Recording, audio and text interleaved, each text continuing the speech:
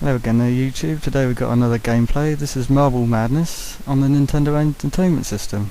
This was developed by Milton Bradley, who previously did the Vectrex on many board games including the Connect 4, and came out in 1988. Also on various other formats including the Sega Game Gear and Sega Master System. It's basically a very simple isometric puzzling game where you take control of a marble and using the D-pad orientate yourself from the top to the bottom of each level. And you can see in the centre top of the screen you have a timer which starts off with 65 seconds, and you can get added bonus for each level with depending on how many seconds you have left, and top left is your score. This is beginner race. This is the second level and it's where you encounter your first enemy, which is a black enemy marble. This is sort of has like a semi-magnetic appeal. It can attract and veer your marble off course, and you can easily fall off by yourself, as I did there.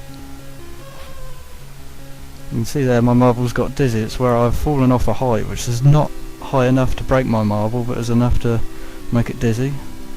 This is the second enemies you'll come across, which look a bit like slinkies, and what they can do, they can cover your marble and you lose 2 to 3 seconds, sort of like under a cloak of it. It's more just really a mild annoyance and not too bad an enemy. Scoring's based mainly off what time you have remaining at the end of each level, and when you get to certain stages there's sort of like mini checkpoints of each level, and you'll see your points come above the marble. Usually it's 300 up to 2000. You'll get 2000 for going through this sort of tunnel here. You see it come above the marble, there you go, 2000. And there's a sort of dish there. It's best to really go flat out through that dish, or otherwise you sort of get stuck in the middle of that and you can lose a hell of a lot of time. Stage 3, this is the intermediate race, which starts off with a nasty little ramp which I always seem to fall off of. Just like that. And then you're into sort of which is like a walled maze, which is really tricky playing this through a capture device, so you're always 2 or 3 frames behind. So it looks more like a pinball game as I try and miserably get my way around. I do it eventually, I swear. Another tricky little ramp. And there's a sort of 1 symbol there. You get that once each level, which gives you 10 extra seconds of time, which can be quite handy if you don't waste it by falling off straight away. And here's enemy number 3, is sort of green blobs, which I call acid blobs, which will dissolve your marble. And you can wait for a gap, but I find it best just to keep charging at it, as you don't lose that much time, and just hope blind luck will see you through. Down another tube, so another £2,000, and get giddy again.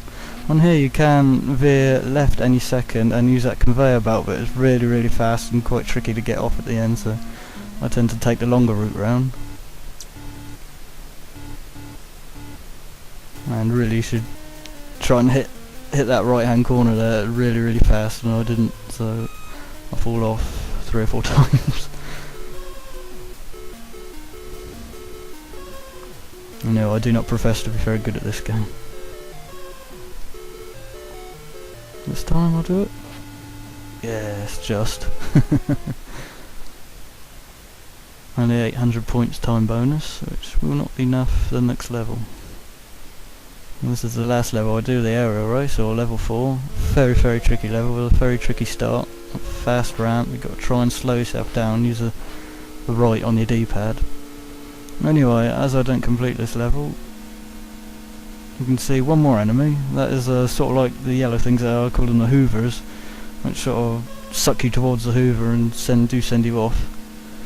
Very irritating. And what happens in this level, I run out of time as not quite yet, I take a wrong turn, so it's impossible for me to complete this level after being rather quite stupid at it. Anyways, we're nearing the end of this video. Thank you very much for watching. This is Marble Madness, Milton Bradley, 1988, on the NES and most 8-bit systems of the time. Thank you very much for watching, and I hope to see you soon.